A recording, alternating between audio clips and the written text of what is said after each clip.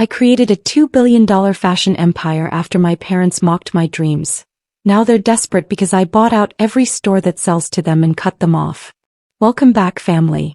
If you haven't already, subscribe and say hi in the comments. We'd love to know where you're watching from. With that, let's continue today's story. I stood in my childhood bedroom, tears streaming down my face as my mother's words echoed through the hallway. You're wasting your life on those ridiculous drawings, Emily. No daughter of mine will embarrass this family with some foolish fashion fantasy. My hands trembled as I held my portfolio. 5 years of designs, mood boards, and business plans. I was 23 and this was supposed to be my moment. Instead, it became my breaking point. My father appeared in the doorway, his expression cold. Your sister Donna graduated medical school. Your brother Orlando just made partner at his law firm. And you want to play with fabric. He actually laughed.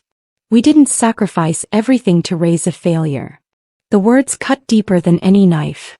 My siblings stood behind him, smirking. Donna crossed her arms. Face it, Jazz. You're not special. You never were. Orlando nodded. Mom and Dad are right. It's time to grow up and get a real job. Maybe retail? At least you'd be around clothes. I remember the exact moment something inside me shattered and reformed into something harder. I'll prove you wrong, I whispered. My mother scoffed. Prove us wrong? Sweetheart, you can barely afford rent. You're living in our basement because you spent your savings on fabric and a broken sewing machine. You're 23 with nothing to show for it.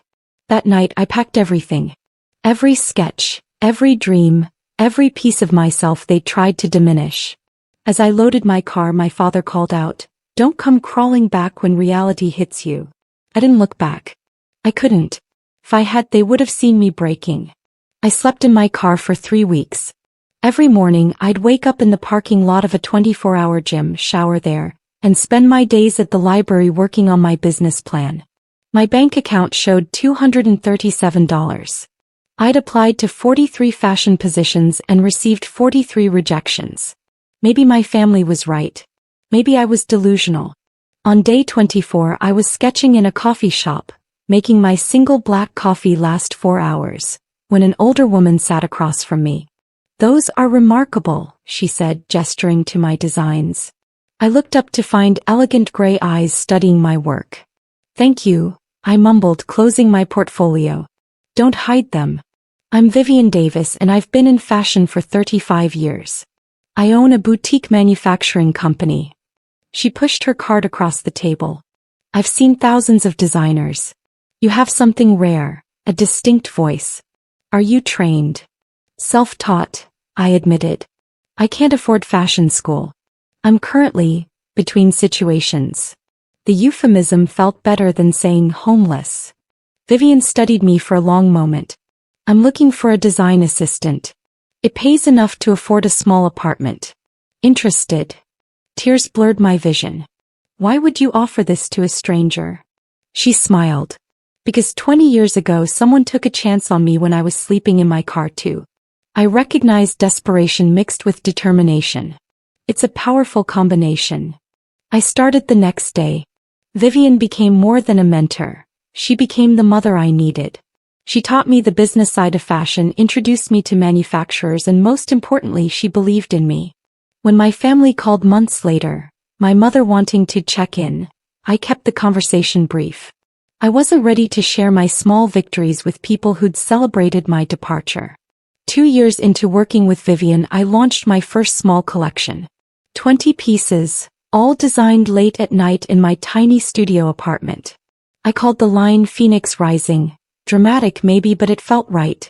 I'd convinced a small boutique to carry 5 pieces on consignment. If they didn't sell, I'd lose the $1,500 I'd invested in materials. They sold out in 3 days. The boutique owner, Maria, called me frantically. "I need more. Everything. Whatever you can make. My clients are demanding your pieces." I couldn't breathe. I literally forgot how to breathe. Vivian found me hyperventilating in the workroom. "This is it, Emily. This is your moment. Don't waste it being scared." We scaled up production.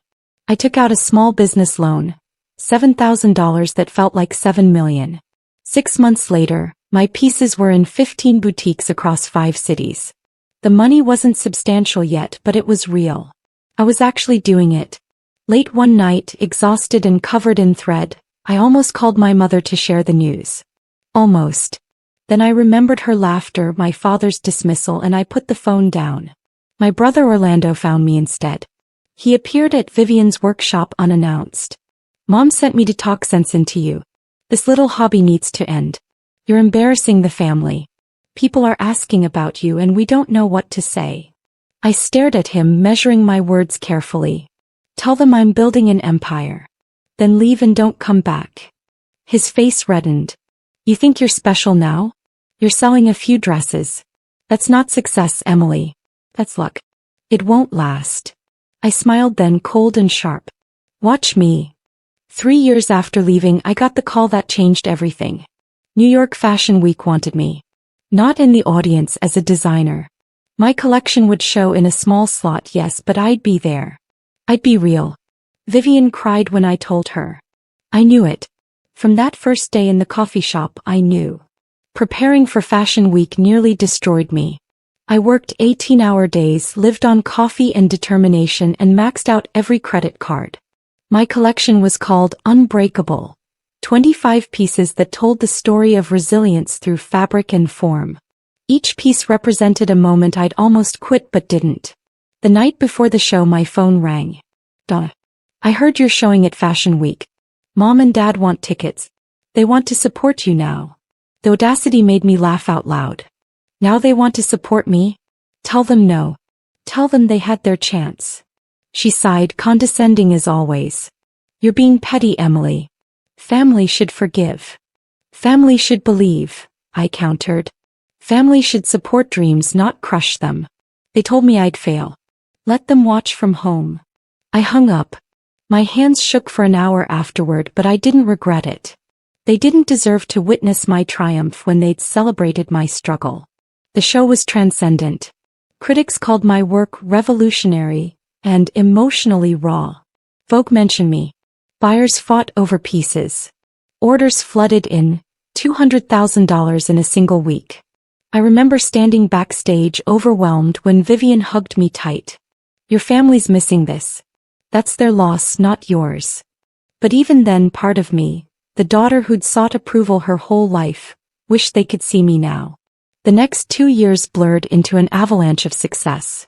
My brand, Phoenix Couture, exploded. From Fashion Week exposure, I secured contracts with 3 major department stores. Revenue hit $3 million the first year, then $12 million the second. I hired a team, designers, marketers, accountants.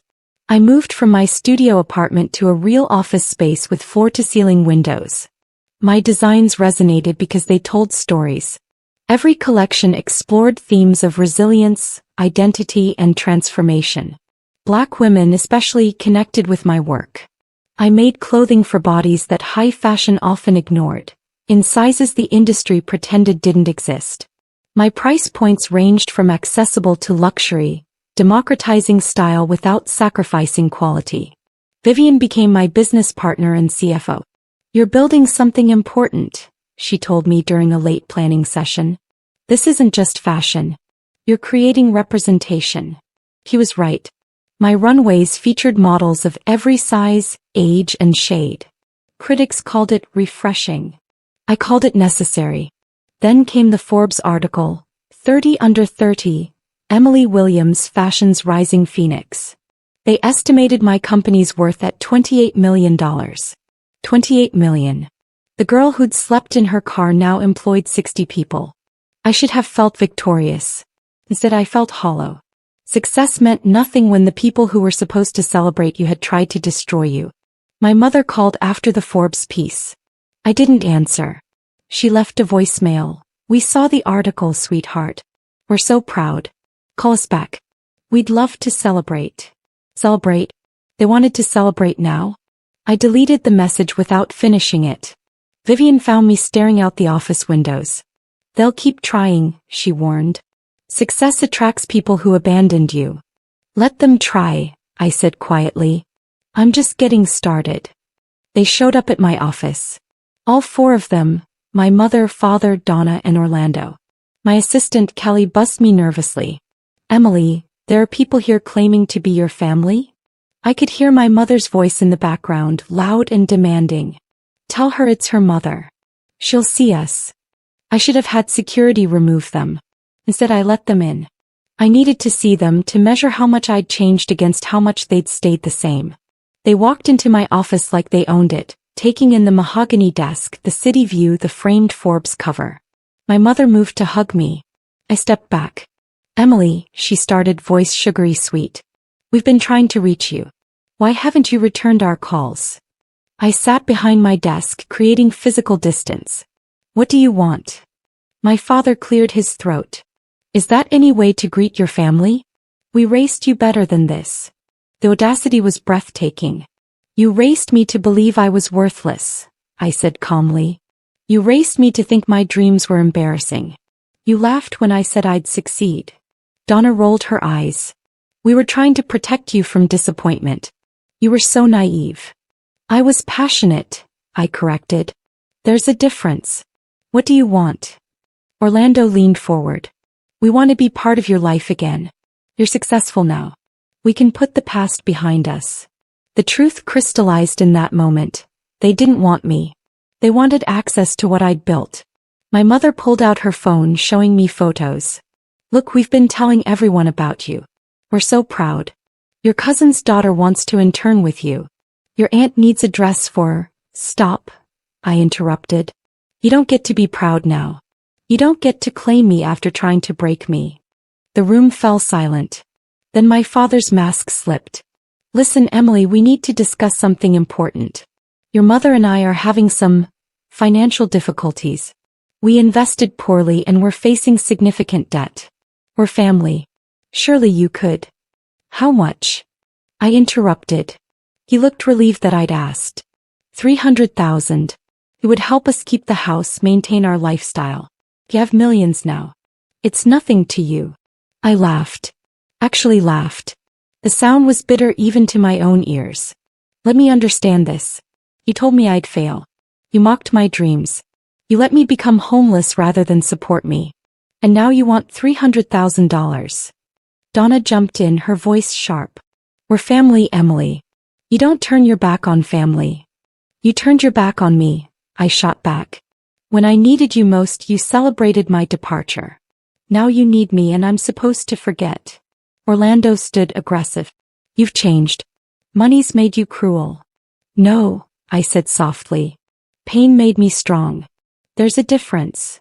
My mother tried a different approach, tears forming. We made mistakes. We were afraid for you. The fashion industry is brutal. We didn't want you hurt. It was the manipulation that killed me, the rewriting of history to paint themselves as protective rather than destructive. You weren't afraid for me. You were embarrassed by me, I said. You cared more about what people thought than about my happiness. I stood, signaling the meeting's end. I won't give you money. I won't give you access to my life. You had a daughter who loved you unconditionally. You destroyed that. Now you have a stranger who owes you nothing. My father's face hardened. You'll regret this. We're still your parents. And you'll regret what you did to me, I replied. The difference is I'm at peace with my choices. After they left, I couldn't shake a feeling. Something about their desperation felt off. I hired a private investigator, a woman named Diana Miller. I want to know everything about my family's finances, I told her. Something doesn't add up. Diana was thorough. 3 weeks later, she returned with a folder thick with documents. Your parents aren't just in debt, Diana explained. They're in serious trouble. They took out multiple loans against their house, invested in a pyramid scheme, and lost almost everything. But here's what's interesting. Your siblings are fine financially. Donna makes $400,000 a year as a surgeon. Orlando makes $600,000 as a partner. They could help your parents but haven't. I processed this slowly. Why not? Diana pulled out more documents. Because your parents funded their educations completely. Undergraduate, medical school, law school. Over $700,000 between them. But they refused to help with your fashion education. The investigator found old bank records. They had the money when you asked. They chose not to spend it on you. The betrayal cut deeper than I'd imagined possible. They'd had the resources to help me but deliberately withheld them while fully funding my siblings. There's more, Diana continued. Your mother's been telling everyone she supported your business. She's been taking credit for your success at church in her social circles. She even implies she invested in your company. Rage, pure and crystalline, flooded through me. She what?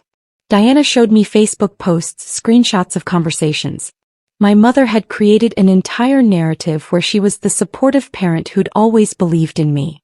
She was leveraging my success for social capital while having contributed nothing. I want to know more, I said coldly. I want to know every store they shop at, every restaurant they frequent, every business they patronize. Everything. Diana raised an eyebrow. What are you planning? I smiled, sharp as glass. I'm going to teach them about consequences. I started buying things. Not impulsively, strategically. The boutique where my mother bought her designer handbags? I purchased it. The upscale grocery store where my parents shopped? I became a majority investor.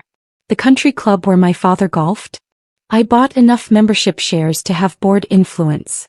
Took 6 months and $12 million, but I built a quiet empire of businesses my family frequented. Vivian questioned my methods. Emily, I understand you're hurt, but this feels like it's consuming you. She wasn't wrong.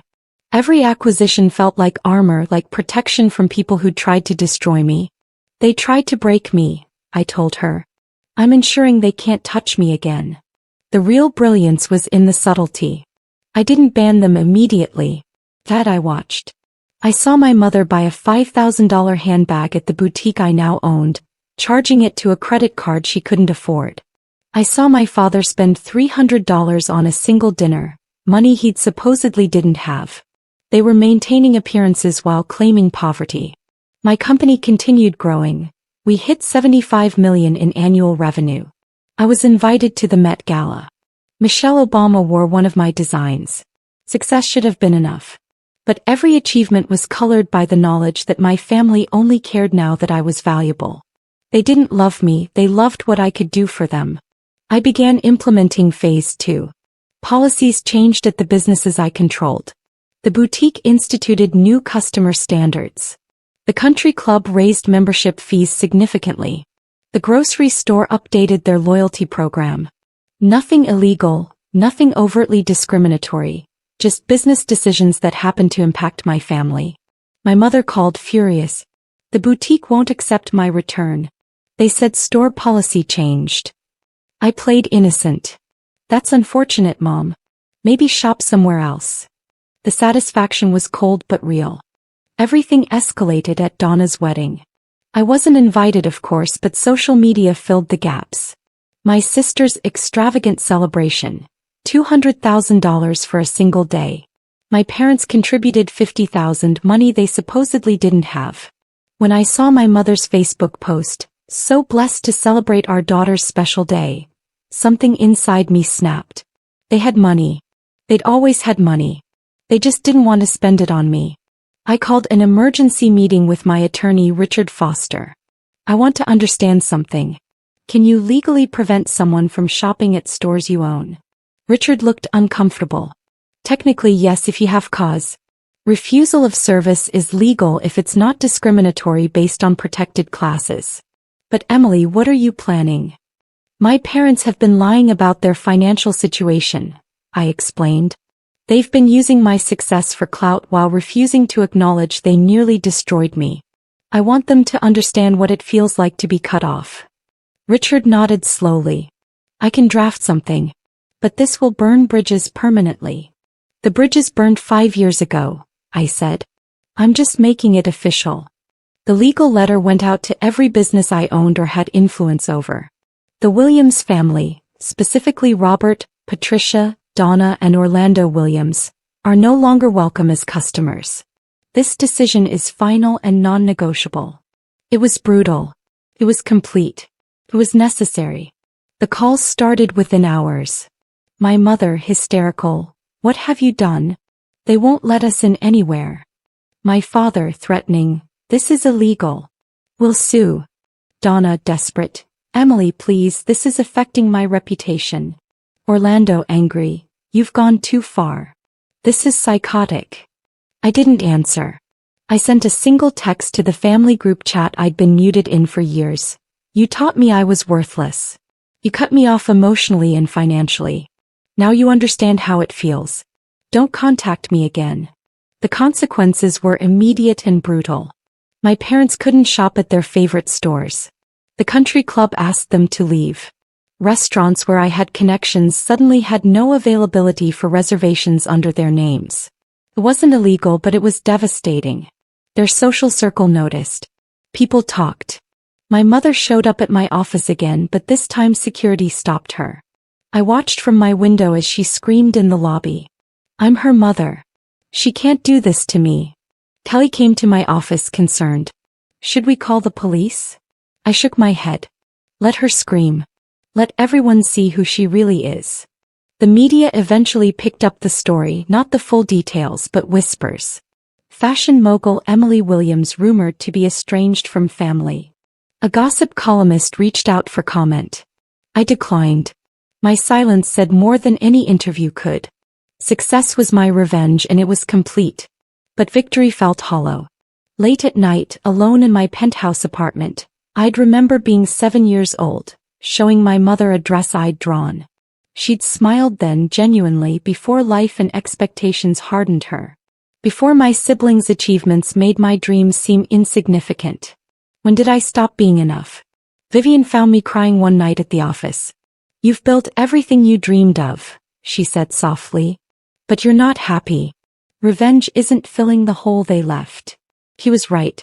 I'd spent years proving them wrong, acquiring power, ensuring they couldn't hurt me. But I was still hurt. Still broken. Still that 23-year-old crying in her childhood bedroom. What do? I asked. Vivian hugged me tight. You heal. You let go. Not for them, for you. This anger is poisoning your success. I knew she was right. But I didn't know if I could. Forgiveness felt like weakness, like letting them win. Then everything changed. 6 months after I'd cut them off, I received a call from Orlando. His voice was different, smaller, scared. Emily's mom. She's in the hospital. He had a stroke. It's serious. My first instinct was to hang up. But something stopped me. Why are you calling me? I asked coldly. Because she's asking for you, Orlando said, and his voice broke. She keeps saying your name. Please, Jez. Whatever happened between us, she's still our mother. I went to the hospital against every instinct. My family was in the waiting room. My father aged 10 years, Donna with red-rimmed eyes, Orlando pacing. When they saw me, the room froze. How is she? I asked, directing the question at the nurse instead of them. The nurse looked between us, sensing the tension. She's stable but weak. The stroke affected her speech and mobility. She's in room 412 if you'd like to see her. I walked past my family without acknowledging them. My mother looked small in the hospital bed, frail in a way I'd never seen. When she saw me, tears streamed down her face. Jez. Mine. She struggled with my name, the stroke stealing her words. I sat beside her bed, maintaining emotional distance. She grabbed my hand with surprising strength. Sorry, she managed. So, sorry. The words she should have said 5 years ago. The apology that came only when she was broken, only when she had nothing left to take from me. I wanted to feel vindicated. Dad, I felt tired. Why now? I asked. Why are you sorry now when you're helpless? Is it real, or do you just need me again? She squeezed my hand, tears flowing freely. My father entered the room then, and for the first time in my life I saw him cry. We were wrong, he said simply. About everything. We were wrong. The months that followed revealed the full truth. My father, broken by guilt and my mother's condition, finally explained everything. They pushed me away not because they didn't believe in me but because they did. You were always the most talented, he admitted in the hospital cafeteria. Donna and Orlando, they were safe. They followed paths we understood. But you were brilliant in ways that scared us. We worried the world would destroy you, so we tried to destroy your dreams first. The twisted logic of traumatized parents projecting their fears onto their children. It didn't excuse what they'd done, but it explained it. My mother never fully recovered. She remained partially paralyzed, her speech impaired. I hired the best therapists, paid for everything, but I didn't forgive. I couldn't. My siblings tried to reconcile. Donna confessed she'd been jealous my entire life. You were always more creative, more special. I became a doctor because it was expected, but you followed your heart. I hated you for that courage. Orlando admitted he'd bullied me because our parents praised his achievements but never noticed when I tried to share mine. I listened to their confessions in my office, surrounded by the empire I'd built from their rejection. I appreciate your honesty, I told them. But it doesn't change what happened. You had years to support me. You chose cruelty. I've chosen to move forward without you. My company hit $2 billion in valuation. Forbes did another feature, Emily Williams, building an empire on her own terms. I sat for the interview, and when they asked about family, I was honest. I learned that blood doesn't guarantee loyalty. I built this company alone because I had to, and it made me stronger than I would have been with their support. The interviewer asked if I'd forgive them. I thought about my mother struggling to speak, my father's tears, my siblings' too late remorse. Forgiveness isn't something you give to people who hurt you, I said finally. It's something you give yourself to move forward. I've moved forward. They're welcome to do the same, just not with me. The night the article published, I stood in my penthouse looking at the city I'd conquered. Vivian called. Your mother saw the article. Your father says she cried. I felt nothing. That was the saddest part. Not anger anymore, just emptiness where love used to live. Success tasted like ash because the people who should have celebrated it had turned it into a weapon. I'd won. I'd built an empire. I'd proved them all wrong. But victory was a lonely crown worn by someone who'd forgotten how to trust love. My phone showed a text from my father. You were right to cut us off. We deserved it. I hope someday you find the peace we stole from you. I deleted it without responding. Some wounds never heal. Some betrayals are too deep. Some families are better loved from a distance or not at all. I donated $10 million to a scholarship fund for young designers from struggling families. Kids like I'd been, full of dreams that their families couldn't or wouldn't support. If I couldn't save myself from the pain, maybe I could save others from feeling worthless when they were priceless. The fashion empire stood. The family didn't. And I finally understood. You don't need their approval when you have your own. If this story moved you, please like, subscribe, and share your own story in the comments.